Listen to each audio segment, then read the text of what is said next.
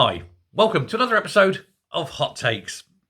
In their constant quest for ever more power, the SNP wanted and demanded the rights to control benefits in Scotland, and the British government acquiesced, but said and gave the warning, if you really want it, we'll give it to you.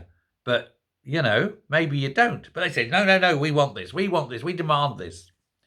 And so they took it on and they were given the power over benefits.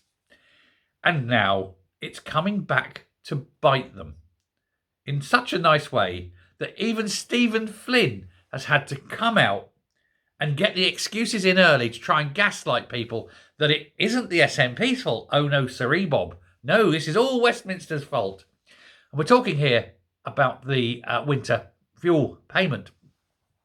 Now, Rachel Reeves decided that she's going to steal this money from people who need it, the pensioners, because I know pensioners are all bastards apparently in Rachel Reeves' world.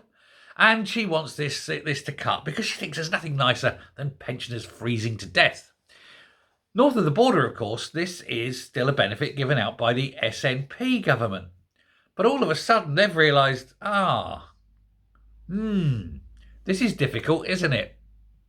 And so the SNP have had to sort of come out and rant about having already ranted, shall we say, about how bad it is that the Tory party are cutting this fuel payment, now find themselves in the same position and are trying to spin it to make it Westminster's fault that the SNP are going to be given the blame, even though it's not their fault, that kind of thing.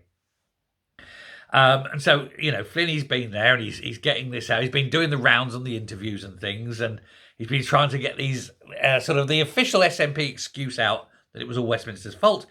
After that, however, the SNP executive, they themselves who run the party, are set to launch its own replacement for this winter fuel payment, this benefit, as part of the package that they got when they got complete control of the benefit system. And they've seen the cost and they've gone,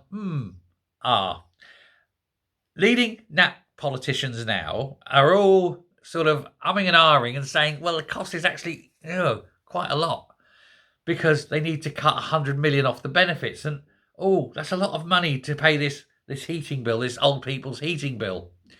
And the Scottish Public Finance Minister, Ivan McKee, he has repeatedly refused to confirm whether they will means test it. Now, when you get a politician refusing to confirm, it means they're going to means test it. And so the SNP are going to do exactly the same as what Labour are doing, despite moaning at Labour for doing it. But when they do it, it's going to be Labour's fault, even though benefits are nothing to do with Westminster. Oh, the hypocrisy. Oh, all the false rants. Look how terrible Labour are. What are you doing? Exactly the same thing. What?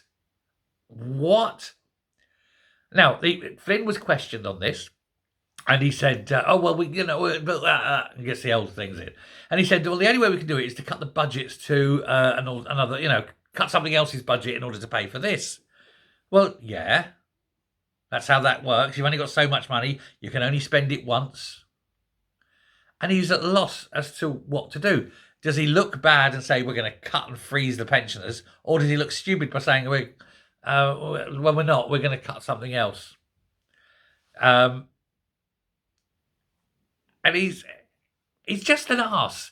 Basically, the line now, if we will, just to expand it slightly, is the age of Tory austerity is over.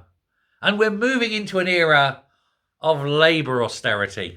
This is the line that the SNP are taking. But in Scotland, it isn't. No such thing. This is SNP austerity, caused, of course, by SNP stupidity, ineptitude, greed, grasp, corruption, criminality. The list goes on. Can't be blaming Westminster for something that is devolved. Thanks a lot. Bye.